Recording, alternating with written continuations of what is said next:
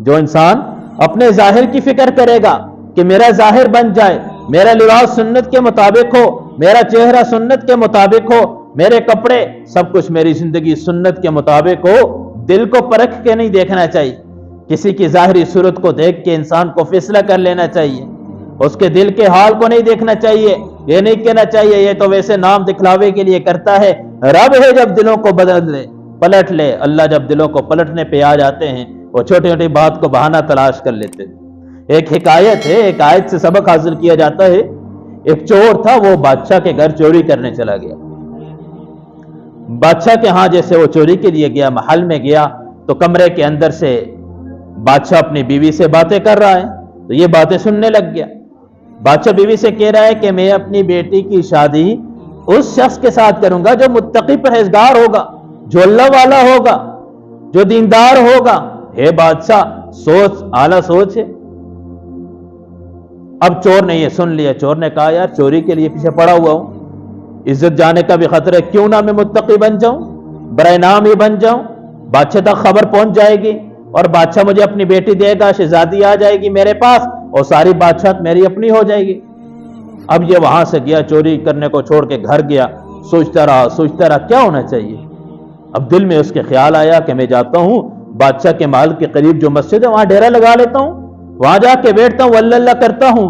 گیا، جبہ پہنا، بڑے کپڑے پہنے، پگڑی باندھی، ہاتھ میں بڑی تسبیح لی، وہاں جا کے مراقبوں پہ شروع ہو گیا، نفلوں پہ نفلیں پڑھے جا رہے ہیں، نمازوں پہ نمازیں ہیں، روزے پہ روزہ رکھا جا رہا ہے، اللہ اللہ ذکر تسبیحات کی ضربیں لگا رہا ہے۔ اللہ اللہ سے شروع کر دیا، مشہور ہو گیا، اللہ نے زبان میں تصویر بھی رکھ لی، لوگ دم درود کے لیے بھی آتے ہیں، مشہور ہو گیا، اللہ والا آیا ہوا ہے، بڑا بزرگ ہے، بڑا پیر آیا ہوا ہے۔ بادشاہ تک خبر پہنچی تو بادشاہ سوچنے پہ مجبور ہو گیا کہ میں نے جو نیت کی تھی کہ میں اپنی بیٹی کی شادی اس شخص سے کروں گا جو متقی پرہیزگار ہوگا، جو اللہ والا ہوگا، میں اپنی بیٹی کی شادی اس سے کروں۔ تو بادشاہ سوچنے پہ مجبور ہوا تو اس نے وزیر کو بلایا، وزیر سے کہا کہ جاؤ جو اللہ والا آیا ہوئے متقی پرہیزگار اس سے جا کے میری بیٹی کی رشتے کی بات کروں، پہلے دیکھ لینا وہ کیسا ہے۔ وزیر مسجد میں داخل ہوا، باقی دیکھا اللہ اللہ کر رہا ہے، اب سر پہ کپڑا ڈالا ہوا ہے، لگا ہوا ہے، ذکر پہ مشغول ہے۔ اب ظاہر ہے وہ تو دکھلاوا کر رہا تھا، وہ تو دکھلاوے کی نیت سے آیا تھا، اب اسے کیا معلوم کہ رب ہے جب کب اللہ کی رحمت آ جائے اور انسان کے دل بدل جائے، اس نے تو اپنی ظاہری شکل ہی بنائی تھی۔ اب وہ وزیر آیا، آ کے اس کے پاس بیٹھا کہ حضرت حضور آپ کی خدمت کے اندر بادشاہ کا ایک پیغام لے کر آیا ہوں۔ ہاں جی فرمائیے کیا کہہ رہے ہیں بادشاہ سلامت؟ بادشاہ نے کہا ہے کہ میں نے آج سے چند سال قبل اپنی بیٹی کے رشتے کے بارے میں یہ طے کیا تھا کہ میری بیٹی کا رشتہ متقی پرہیزگار کے ساتھ ہوگا۔ بادشاہ نے ساری اپنی رعایا کے اندر نظر دوڑائی، کہیں بھی اس کو کوئی آپ جیسا متقی پرہیزگار آپ سے بڑھ کے نظر نہیں آیا، سب سے زیادہ متقی پرہیزگار آپ نظر آئے ہیں۔ تو بادشاہ نے فیصلہ کیا کہ اپنی بیٹی کا نکاح آپ کے ساتھ کروانے کا، آپ بتائیں آپ کیا چاہتے ہیں؟ وہ جو شخص تھا جو چور بن کے، جو چور تھا، ادھر آ کے بے روپیہ سمجھے، روپ چینج کیا ہوا تھا اس نے، اس کی آنکھوں میں آنسو آ گئے، آنکھوں سے ٹپ ٹپ آنسو شروع ہو گئے۔ کہا خیریت ہے؟ کہا جو فیصلہ آپ لے کر آئے ہو، جو بادشاہ نے پیغام دیا ہے، میں فیصلہ یہ کرتا ہوں کہ میں آپ بادشاہ کو سنا دو، جا کے پیغام بتا دو کہ میں آپ کی بیٹی سے شادی نہیں کر سکتا۔ کیا کہا؟ میں آپ کی بیٹی سے شادی نہیں کر سکتا۔ خیریت؟ وزیر کانپنے لگا، بادشاہ کی بیٹی؟ کیا کرتے ہو، پاگل ہو گئے ہو؟ خیریت ہے؟ دماغ اپنی جگہ ہے؟ پاگل ہو کے بیٹی سے شادی نہیں کرتے؟ کہا جا کے بادشاہ کو بتا دو کہ میں آپ کی بیٹی سے شادی نہیں کر سکا۔ وجہ تو بتاؤ۔ اس کی آنکھوں میں آنسو، اس نے نگاہ اٹھائی اور اس وزیر کو دیکھا، کہا کہ آپ کو اپنی حقیقت بتاتا ہوں، میں ایک چور تھا۔ میں کون تھا؟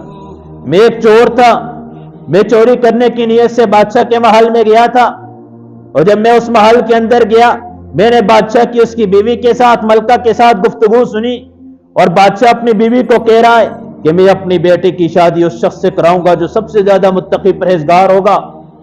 تو میں نے وہاں سے سنی، میں چور تھا، میں دھوکے باز بن گیا، میں چور تھا، میں دھوکے باز بن گیا۔ میں نے کہا بادشاہ کو دھوکہ دیتا ہوں، چوری کر میں ذلت ہے، جاؤں گا پیر بن جاؤں گا، صوفی بن جاؤں گا، تسبیح پھیرتا رہوں گا، تو بادشاہ اپنی بیٹی مجھے دے گا، ساری بادشاہت میرے پاس آ جائے گی، ساری دولت میرے پاس آ جائے گی، میں دھوکے باز ہوں۔ لیکن جب میں آ کے یہاں بیٹھا میں دھوکے باز تھا، رب تو دھوکے باز نہیں تھا، اللہ تو دھوکے باز نہیں تھا، وہ رب تو بہانے تلاش کرتا ہے، میرا بندہ کسی طرح تو میرے در پہ آ، میرے پاس آ تو صحیح، دیکھ میں کس طریقے پہ تقدیریں تبدیل کر بدلتا ہوں، تو میرے پاس آ تو صحیح، میں تو بہانے تلاش کرتا ہوں، بندہ تو آ تو صحیح، میں کس طریقے پہ تیرے حالات درست کرتا ہوں۔ کہا میں تو دھوکے باز بن کے آیا تھا، لیکن مسجد کا ماحول تھا، فرشتوں کا ماحول تھا، میں نے تسبیح نکالی، سر پہ رومال ڈالا، اللہ اللہ شروع کر دی، اللہ نے دل کی دنیا ہی بدل دی، اللہ نے دل کی دنیا بدل کے اب رب مجھے مل چکا ہے، اب مجھے دنیا کی کسی چیز کی ضرورت نہیں۔ ایک حکایت تھی، ہمارے لیے سبق تھا کہ اپنے ظاہر کو بناؤ باطن رب بنا دے گا، اپنے ظاہر کو بناؤ باطن رب بنا دے گا۔ اب موسیٰ علیہ السلام کے مقابلے میں آنے والا فرعون 70,000 جادوگروں کو لے کر آیا تھا، ہاتھ کے اندر ایک رسی، ایک لاٹھی، 1,40,000 سانپ میدان کے اندر پھینکے۔ اللہ نے 70,000 جادوگروں کو جو اللہ رب العزت نے ایمان کی نعمت سے نوازا، علماء نے لکھے اس کی دو وجوہات ہیں، اس کی دو وجوہات ہیں۔ ایک وجہ تو یہ ہے ان کے اندر ادب تھا، کیا تھا؟ ادب تھا ان کے اندر۔ کہا بادشاہ سلامت، نہ حضرت موسیٰ سے کہا حضرت موسیٰ آپ ڈالتے ہیں یا ہم ڈالیں؟ یعنی آپ پہلے اپنی رسی اپنا عصا پھینکتے ہیں یا ہم اپنی رسیاں پھینک کے سانپ بنا دیں، لوگوں کو بے وقوف بنا دیں؟ موسیٰ نے کہا آپ ڈال دو۔ کہا دوسری وجہ کیا تھی؟ دوسری وجہ کیا تھی؟ دوسری وجہ مشابہت تھی، حضرت موسیٰ کی طرح چغا بے نہ ہوا تھا، حضرت موسیٰ کے ہاتھ میں لاٹھی تھی، وہ بھی لاٹھیاں لے کر آئے تھے، اس مشابہت کی وجہ سے کہ انہوں نے اپنے ظاہر کو بنا دیا، رب نے ان کے باطن کو بھی پھیر دیا، رب نے